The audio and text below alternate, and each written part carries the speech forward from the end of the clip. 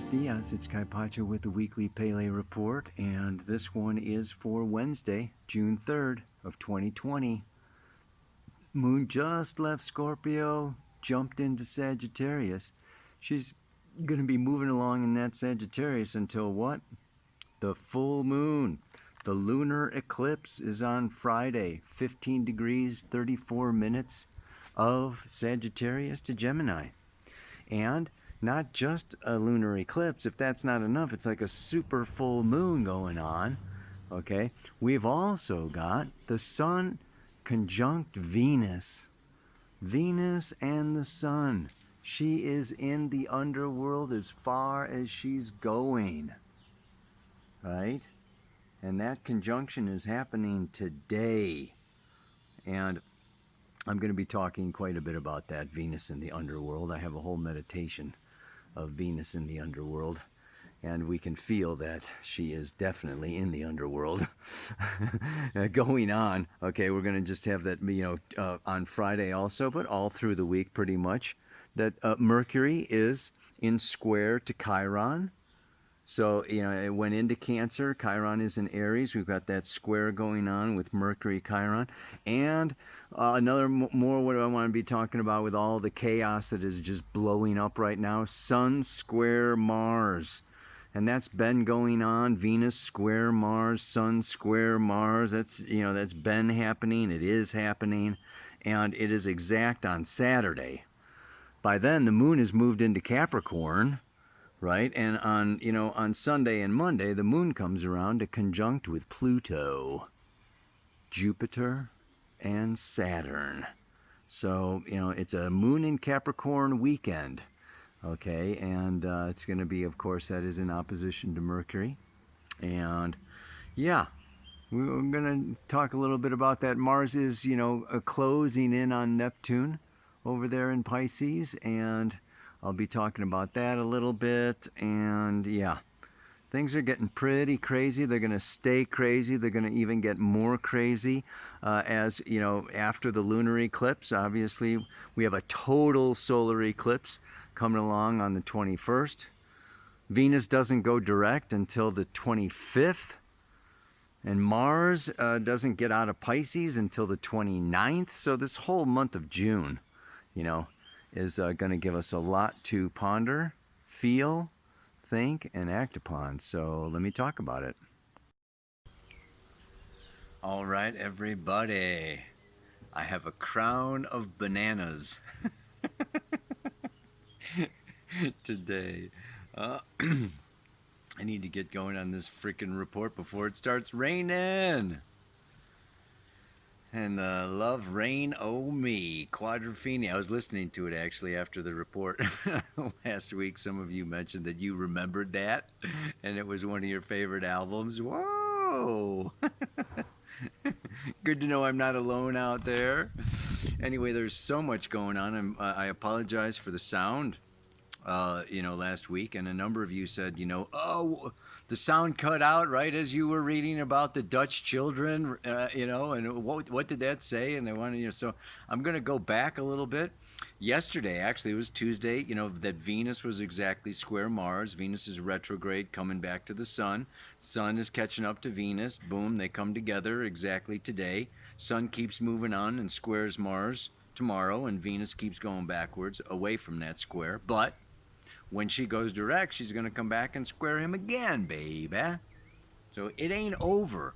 One of the main things that I'm really going to be getting in today, with today's report is, we are at the onset of the birth canal. We've just started pushing. This process is a long process. Thousands of years of subconscious material that needs to get squeezed up to the top, to the surface, for us to see, for us to look at, for us to deal with, for us to change, for us to evolve. Mars moving through Pisces is the collective unconscious. Neptune, ruler of Pisces, in its own sign, the collective unconscious. Mars coming up to that Neptune. Okay, it's going to get even more. We need to look at more and more and more of everything that we have suppressed, ignored, avoided, denied, lied about, the illusions that we have had around nature, around sex, around race, around religion, around politics. It's all going to be coming up. Nature, Mother Nature. Call it life. I like to call God, Goddess, Source, Creator, life.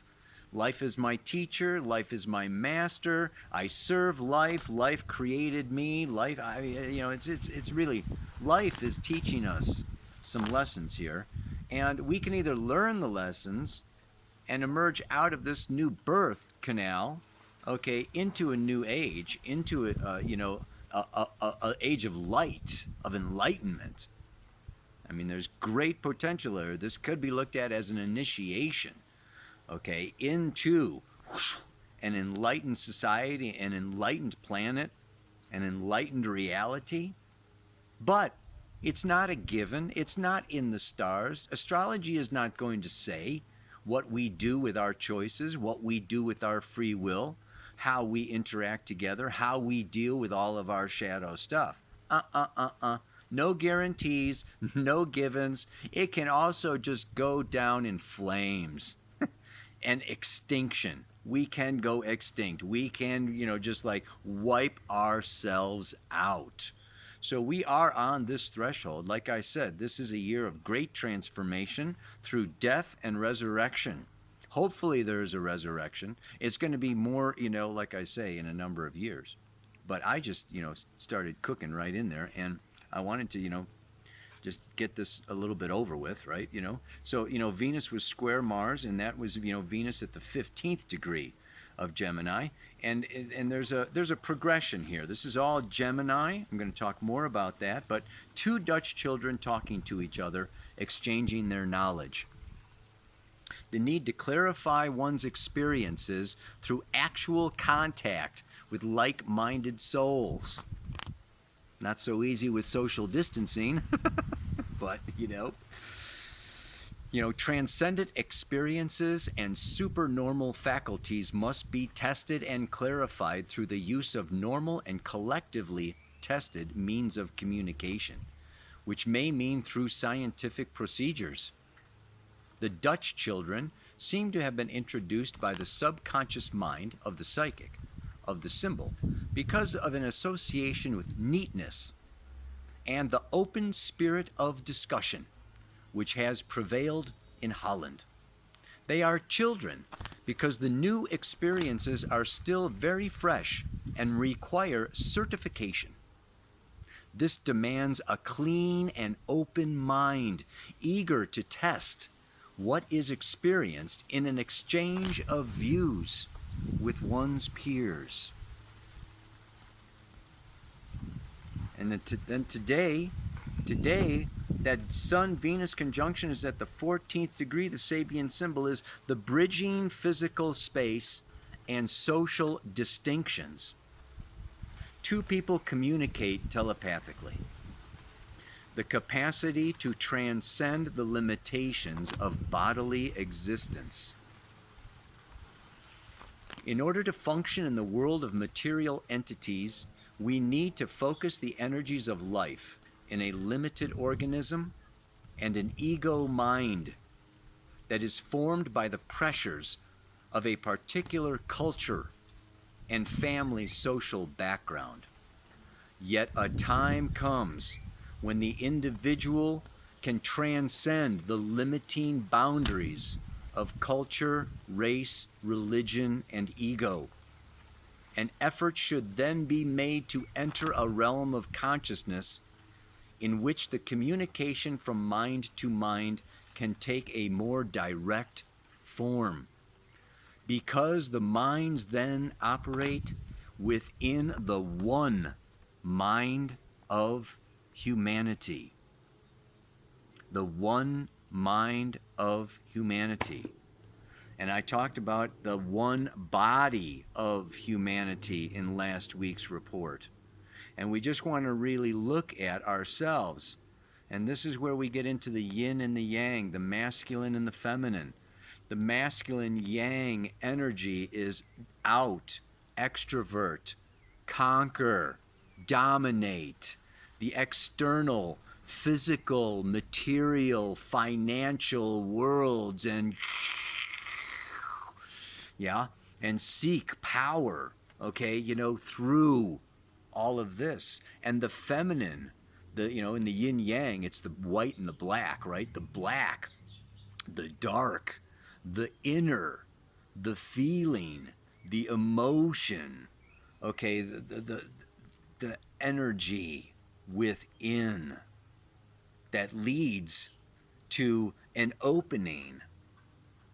So it's important now. We've been through thousands of years of extroverted, materialistic conquering, and now we see the results. Okay, conquering leads to domination, and it leads to dominance, and it leads to suppression. And what has been suppressed is what? Right? Dark skin, dark color. Okay, children, we have the pedophiles, we have the sex trade, okay, with little girls, okay, women in general, the feminine, Gaia, the resources, the waters, the polluted rivers and oceans that we, and just our environment. This is all, and our own physical bodies. Obesity, diabetes, cancer. Look at all the freaking diseases, okay? And now here comes, and what is it? It's your immune system.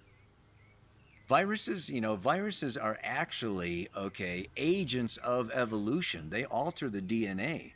And I'm going to put a link to Zach Bush. He did an amazing video, just a genius of a guy connecting together, okay, this whole energetic biosphere that we are in, and our bodies and viruses, and how, this is natural, nature.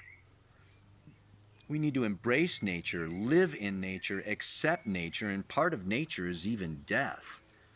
And this acceptance of death is like a huge, huge, powerful thing. But when you have an inner life that leads you to a spiritual life, it also leads you into an understanding of reincarnation and the life of the soul and the eternal nature of your spiritual being.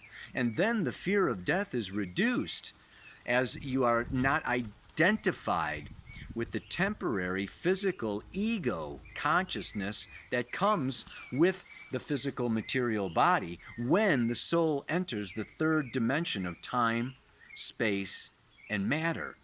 I'm also going to send another link here for Carolyn Mice. Carolyn Mice talked about how, where we are now, and it's like, what? It's just like, Mr. Floyd, right? This was the straw that broke the camel's back. This is a time where it's like, nature, the virus, the government, the, deep state, whatever you want to call it, the billionaires, okay, they're strangling us. The banks and the authorities and the corporations. I can't breathe. I can't breathe. Just think of I can't breathe. The breath is the lungs, prana, spirit. Okay? It's like you are so materialistic, or you are so dominating, or you are so, not connected to the inner world of spirit. And that inner world of spirit brings with us, okay, an understanding of the mind of the one, that the law of one, that we are one with all creation. And no one is happy till everyone is happy. And no one is more important than anybody else. Okay, really. Is your hand more important than your ear? More important, than your genitals? More important than your lungs? More important, it's like as a body, we are each contributing. We are all intradependent. That's why this social isolation is like really, it's bringing everything up that's in this collective unconscious. It's in our personal unconscious. Each one of us needs to deal with our own personal shadows. Shadows are the result of what we have suppressed and denied about ourselves and our own creative expression.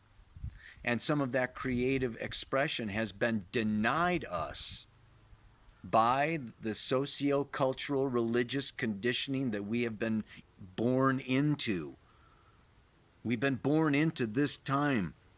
Okay, on a soul level, we all chose it to make this transition, to make this change, to rebirth this planet, to evolve human nature. This is all opportunity. And so today's mantra really brings us into a learning, a lesson. And I'm going to put in a third link down below. Andrew Harvey, a modern day mystic. Absolutely got turned on to him just this last week. Blows my mind.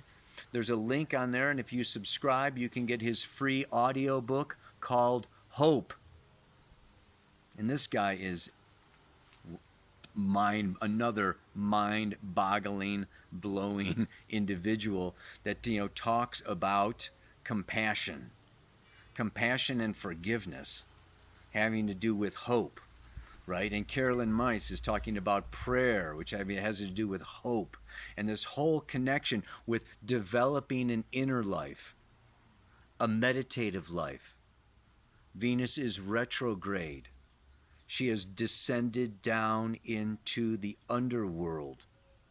The goddess of love, of beauty, of sex, even of material abundance and prosperity, went through the 7 gates, the 7 chakras, and gave up, right? Her connections, her power, okay, her beauty in so many ways got stripped naked and hung on a meat hook by Ereshkigal, her sister, the goddess of the underworld. This is a humbling. Nature will humble us. Hopefully the government or the law or the military doesn't humble us, but our bodies will humble us. Medicine. I mean, there are so many factors beyond our control that are here to humble us. And in that humility is where we find our deepest root energy. Our kundalini is in the root chakra, and we descend into the underworld of the dark, where we let go and surrender all of our power, all of our glory. We come down into the basic, fundamental, who am I? What am I? What do I want? What do I need? What is basic?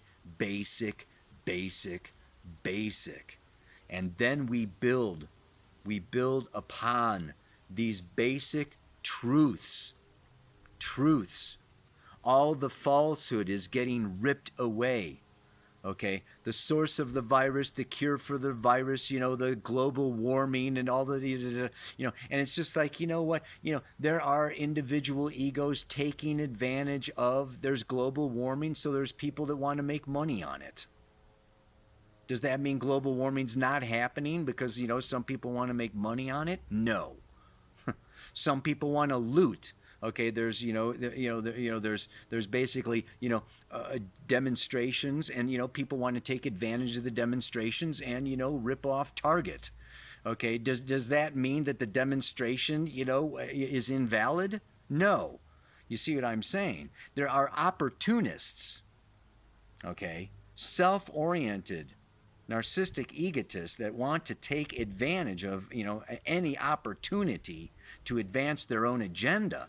But that does not disqualify the social, cultural, human condition, okay, that is, a wanting to reveal itself, wanting to help us reveal ourselves, our higher spiritual nature to ourselves.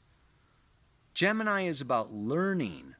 Okay, having the North Node through Gemini through this next year and a half. This is multicultural. The Sagittarius Gemini axis is multicultural, international. Foreign relations, foreign ideas, expansion of consciousness through communicating in a childlike, open Dutch way.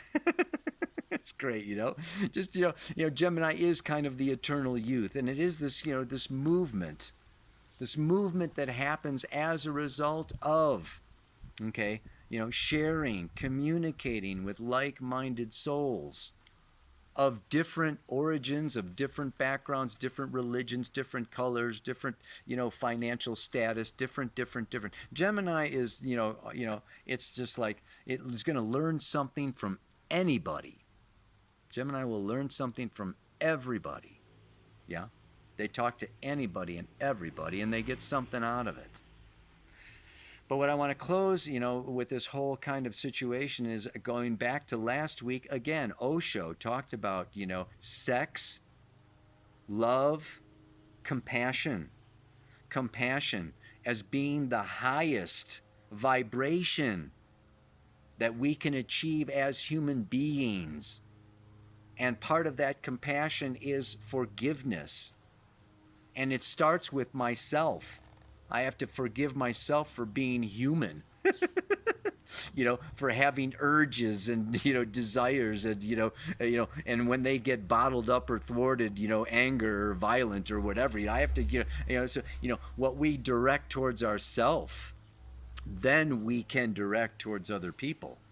And compassion and forgiveness can have to, they really have to do with just accepting the humanity of each and every person living in a human body, and that none of us are perfect, and that all of us have some learning, some growing, some wound to heal, and in some way, shape, and form, it's almost like there's if you tipped it over and did not have love, it could be pity.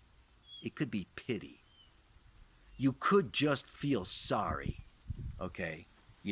For, these guys that have to have, all kinds of power or a badge or a uniform or an office or all kinds of money or all kinds of, influence or whatever, in order to justify their existence, in order to feel worthy of even living.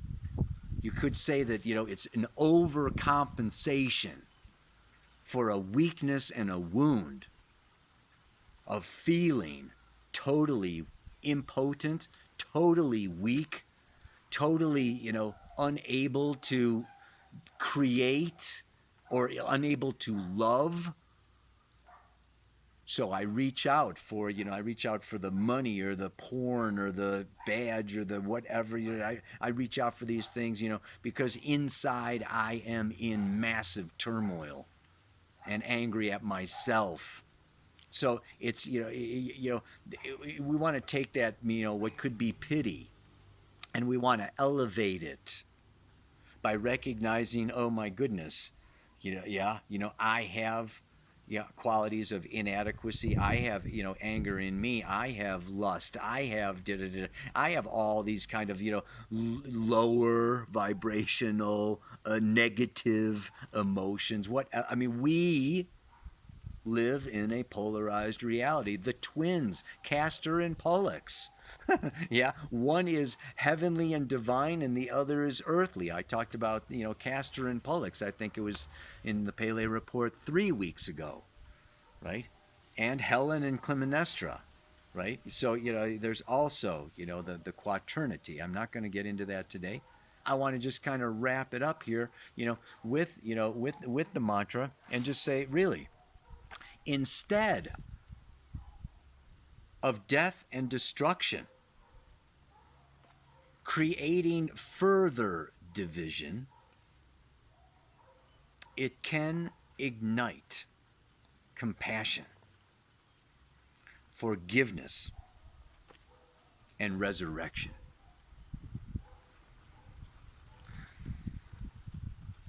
We're entering the storm. Okay, whether it's hurricanes, typhoons, monsoons, weather, or whether it's riots, or whether it's famine. Okay, whether it is COVID, whether it is economic, disaster. Okay, we're entering this period that is awakening us to a need. Our next evolutionary need is none of us is going to solve these problems personally or individually or without cooperating, listening, working, forgiving, accepting, and co-creating the age of Aquarius, the age of community. So, we got some hard lessons to learn around inequality, around injustice, okay, just around suppression in general, in order to really, come forward and, heal our planet, heal our world. And I say the sooner we learn these lessons and the sooner we evolve, the less drastic and painful it has to be. Let us understand we are creating our reality together. Our collective consciousness creates the weather, creates pandemics, creates we are co-creating the human experience together. So each one of us doing our own personal work and then coming together with like-minded souls for spiritual activism. That's what Andrew Harvey is about, spiritual activism. It's not just talking about it. We need to be getting out and putting our money where our mouth is, and putting our votes and putting our actions speak louder than words, and being on a front line, being protesting, being like really moving our physical energy, whether it's financial or muscle or bodies or whatever, just move, overcome entropy, and do this Sun Mars in a positive, beautiful way. Yeah. So instead of death and destruction, yes, creating further division, it can ignite compassion, forgiveness, and resurrection.